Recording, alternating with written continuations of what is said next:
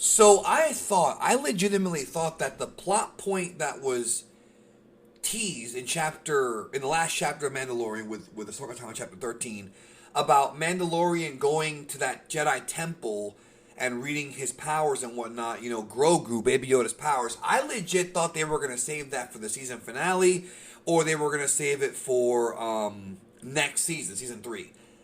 But surprisingly enough, in this episode, chapter 14 of The Mandalorian, he's there. I was not expecting that. I was thinking they were going to hold off on that storyline for a little bit later in the season, but no, this has now become more serialized and it's continuing. So let's talk about chapter 14 of The Mandalorian. He pretty much gets there early in the episode, at least to that planet, where he needs to, basically, what Ahsoka told him was to take Baby Yoda, take Grogu to the top of this temple, and like his force will be red, and then somebody might detect him or whatever, and that's what's supposed to happen. So going into the episode, that's what we know. Boy, do things take an interesting twist. I was wondering how they were going to top the last episode, and I don't know if it's about topping it, but it's still consistent. So Mando and Grogu are there. He puts Grogu in the little Stonehenge temple thing. Grogu doesn't do anything because he's not really sure how or whatever. And then, so Mando's kind of like confused about what's next. Like Ahsoka told him to put him there. He'd do the rest. Nothing happened. And then he looks up and what do we see? Slave One. Which is, for those who don't know, Jango Fett and Boba Fett's old ship from the prequel and original trilogy. So Slave One is there, and I'm like, whoa, wait a second. What does this mean? You know what I'm saying? So, yeah, Slave One lands, and then all of a sudden the force field at the temple lights up. So, Grogu's there getting that power or whatever, channeling his power. It's pretty cool the way it looks. And then then Slave One lands. He goes out to go confront Slave One, and the guy who comes out of it wearing a cloak says, I've been tracking you, Mandalorian, and he takes off his cloak, and yes, it is Boba Fett. So Boba Fett is returning in this. I was worried about this. I was worried they weren't going to bring him back and just save him for his own show, but Boba Fett is here, and this is awesome, bro. Tamora Morrison, this is great. He's there. He is there, and he is, yeah. I don't know what to tell you. It's Boba Fett. It's awesome, all right? I'm enjoying. I'm popping right now. What am I going to tell you? And he's like, I'm here for the armor. And then he's like, well, if you want my armor, you have to peel it off my dead body. And then Boba Fett's like, no, not that armor. My armor, pretty much, right? The one we know of. And then he says the line, bro, the best line from episode 2. I'm just a simple man making his way through the galaxy. Dude, I love that fucking line. And like, they talk about like, oh, I'm marking out right now. So they have this conversation where he says, the armor belonged to my father. It was given to him. Basically he's telling Mando about the armor and shit, why he wants it back. And he ensures him that if he gives him the armor, fucking, he's gonna, he'll spare the life of the child. He's got the bitch up there on the mountain with the fucking the sniper rifle aimed at Baby Yoda at Grogu's head. I'm gonna call him Baby Yoda once in a while, bro. That's pretty much what everybody's called him for like a year now. Okay, so give me a break. Anyways, and so I guess the bounty on Grogu's head is higher now. You can buy 10 pieces of armor.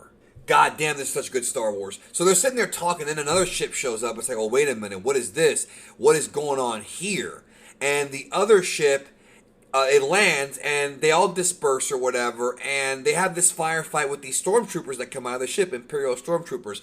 And Boba Fett kicks so much ass here, not just with the firefight, but like with his staff, bro. Like, he just kicks ass. I mean, it was so awesome. He's like mangling these damn stormtroopers, bro. Like, even halfway through the episode, I'm over here like, you know what?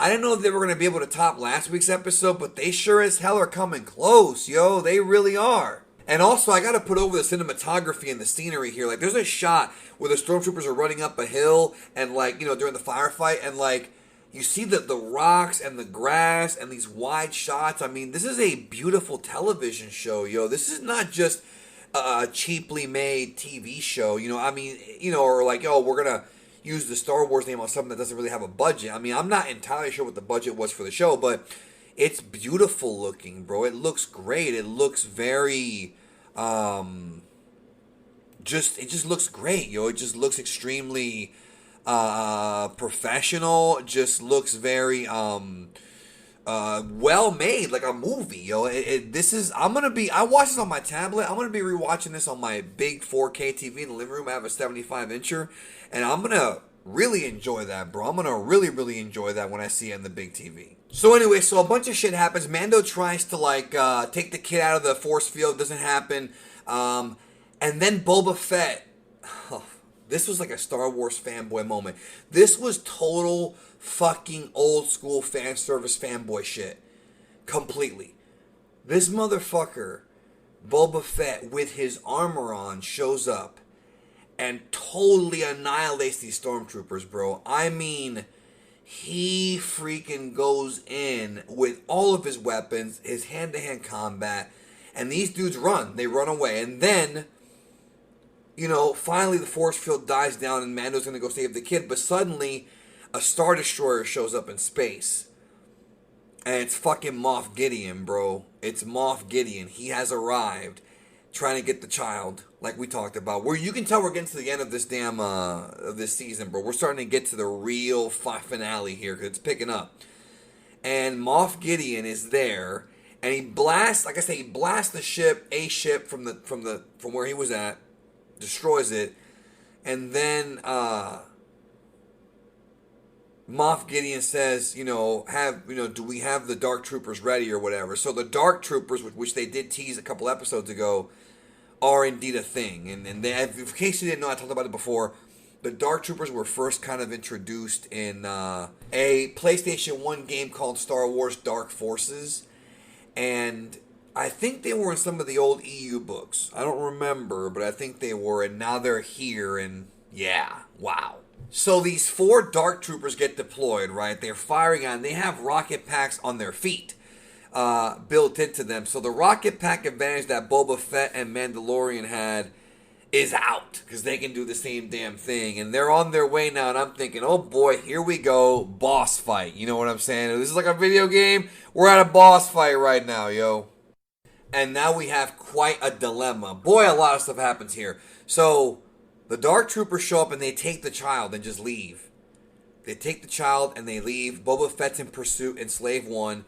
And then he realizes there's an Imperial ship. And he's like, the Empire's back. And they're like, no. The New Republic's out here. No. The Empire is, you know, still around. Like, they're, well, you know, if you read the Aftermath books, you know that there's the Imperial remnant. That even though the Republic's in control, there's still people who believe in the Empire. And the Empire still existing. You know, this is before the First Order would become formed. This is before the Battle of Jakku. Because the Battle of Jakku with Gallius Rax, that was the final battle of the Empire when they fell, and then they would go into the unknown regions, probably to Exegol, right, and eventually be reformed as the First Order. But damn, dude. So now the child's in the hands of the Empire, and that is not what we want. So Mando's ship's been destroyed, and he's over here like, you know, I'm trapped. You know, he's got the spear. That's all that was left, and Boba Fett pretty much proves to him like this armor's been embedded in my blood. Jango Fett was my father. He fought in the Mandalorian Civil War. So Mando's like, fine, the armor's yours. Like, fine, our debt is cleared. And then he's like, no, it's not. Boba Fett's like, no, because the child we promised you that the child would be safe. And the child's not safe. He's with the Empire, so we're still in your debt. So right now, God, this is awesome. This is so much better than the sequel fucking trilogy, dude. Right now, Boba Fett has agreed to work with the Mandalorian to get the child back.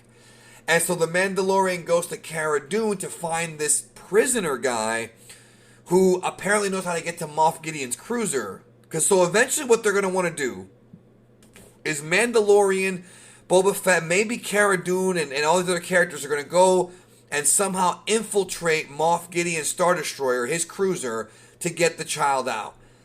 This is going to be crazy. Yo, what the hell? What a season finale we're going to get this time around. So they have this scene where Moff Gideon goes to visit the child in the prisoner location.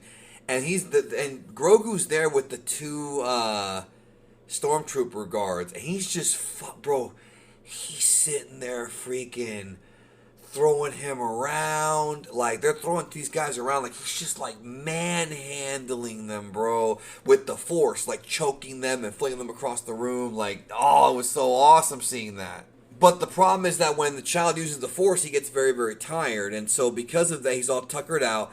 And then what happens is, and of course, Moff Gideon recognizes that, shows him the Darksaber, and then talks about how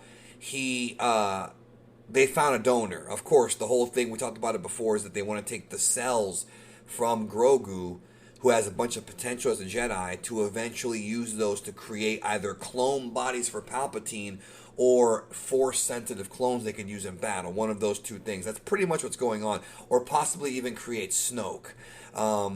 Either way, it's not for good purposes, you know what I'm saying? And basically, they put him in shackles, and that's where we're at right now. So we'll see what happens. We got two more. I think we got, two more episodes left this season, and then it's done. And, man, they're going to ride this one out hard, yo. I am extremely dialed in. I cannot wait to see what they do. This episode was just as good as the one last week, and I'm so excited to see where this story goes because it's getting really good and much, much bigger than I thought. This is not just a show about the adventures of the Mandalorian and a show about what happens to him and his travels in a Western. There's a lot of lore building here. There's a lot of things going on that are going to expand the Star Wars world out. And again, dude, this was directed by Robert Rodriguez, and it was phenomenal. One of my favorite episodes. It's got to be right up there with the Ahsoka episode, and can the last two be topped? I certainly freaking hope so. I loved it. Can't say anything more than that. I love this episode. Lots of fan service, but still, it was executed correctly, and Tamora Morrison is awesome. It was great.